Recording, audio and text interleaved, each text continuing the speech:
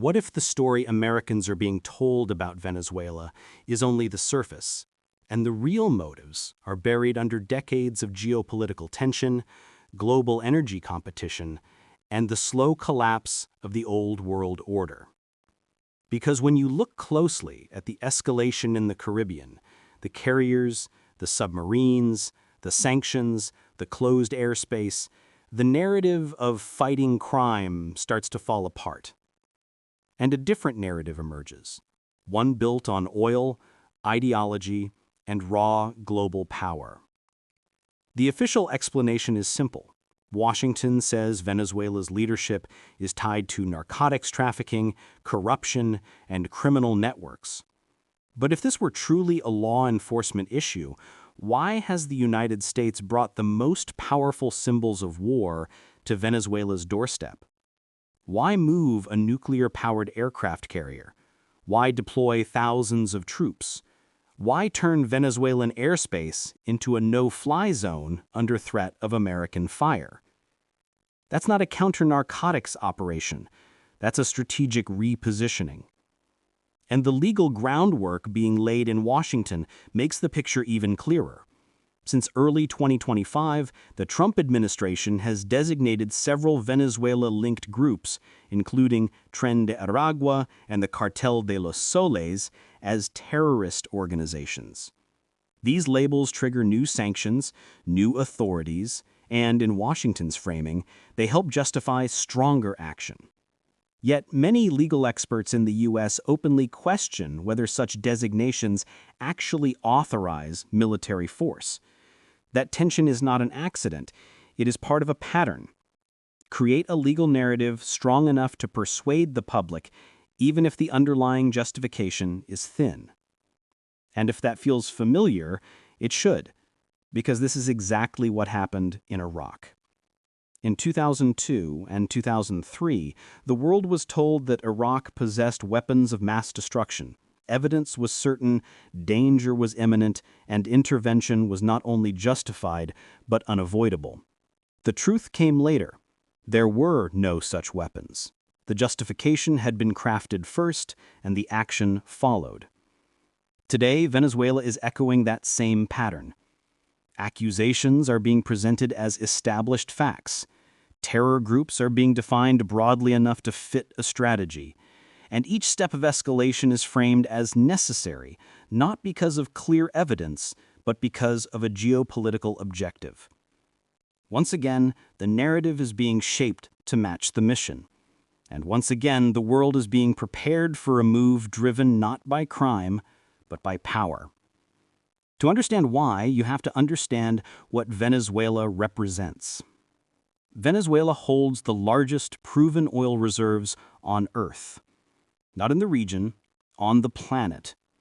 Control of Venezuelan oil shapes energy markets, influences global prices, and shifts the balance of economic power in the Western Hemisphere. In a world moving toward deeper energy competition, that alone makes Venezuela a strategic prize. But oil is only the first half of the equation. The second half is ideology.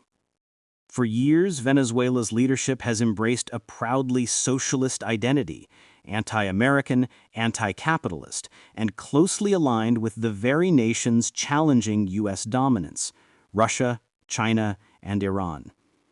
Energy contracts, mining deals, security cooperation, technological partnerships, all of them signal a long-term attempt to build an alternative sphere of influence in Latin America. From Washington's perspective, that is an unacceptable drift, especially in a region historically considered America's strategic backyard. And this explains why the U.S. is applying pressure along every axis. Sanctions have become sweeping. Financial restrictions now target almost every pillar of the Venezuelan economy: oil, gold, the central bank, and state companies. More than 150 Venezuelan officials, including President Maduro and his family, face asset freezes and travel bans. And in a decisive strike, the U.S. revoked critical licenses that once allowed Chevron and other companies to operate inside Venezuela. Today, any country importing Venezuelan oil risks a 25% tariff on its exports to the United States, a massive economic weapon designed to cut off global buyers. This isn't an anti-drug campaign. This is economic warfare intended to suffocate a government aligned with America's rivals. But there is another layer. Venezuela is weakening internally at a pace that makes intervention low risk for Washington. The economy has been collapsing for more than a decade. 7 million people have fled in one of the largest migrations in the history of the Western Hemisphere. And the political system is in freefall. In the 2024 election, opposition leader Edmundo Gonzalez was widely believed to have won, but Maduro claimed victory, and the aftermath was brutal. Gonzalez went into exile after being accused of terrorism. Opposition figure Maria Corina Machado went into hiding. A government losing legitimacy, an economy losing coherence, a population losing hope. This is not a state capable of resisting a U.S. operation. And that's the key, because global powers rarely pick fights they expect to lose. Russia is tied down in its own crises. China avoids military escalation and prefers economic influence. Iran faces internal and regional pressures that limit its reach. None of them are in a position to defend Caracas in a confrontation with the United States. That means this crisis is unlikely to trigger a world war, not because tensions are low, but because the balance of power is overwhelmingly uneven. But the consequences will not stay local. A successful American intervention, whether military, economic, or political, would transform Latin America overnight. It would roll back the leftist resurgence, it would cut off Russian and Chinese access to Western Hemisphere resources, and it would reassert U.S. dominance in a region it views as strategically essential. But it would also signal something to the rest of the world. The United States is no longer merely managing global order, it is reshaping it aggressively. And this isn't happening in isolation. Every region is heating at once. China and Japan are edging toward confrontation. Europe is hardening against Russia. The Middle East remains unstable, and now Venezuela has become a fault line between competing visions of the future. When you connect all these points, the message becomes unmistakable. The global order is shifting faster than most people realize. The alliances, assumptions, and balances that defined the last 3 decades are cracking. And when world systems crack, superpowers act more decisively, and sometimes more dangerously than usual.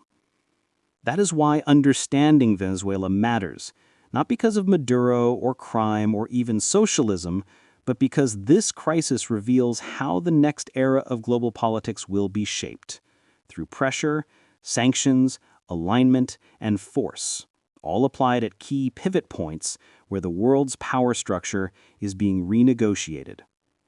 The truth behind America's move on Venezuela is not a mystery. It is a strategy. A strategy to control the world's largest oil reserves, a strategy to break a socialist axis tied to America's adversaries, a strategy to reclaim influence in Latin America, and a strategy to assert dominance in the emerging global realignment. The world is changing. The map is shifting. And today, that shift runs straight through Caracas.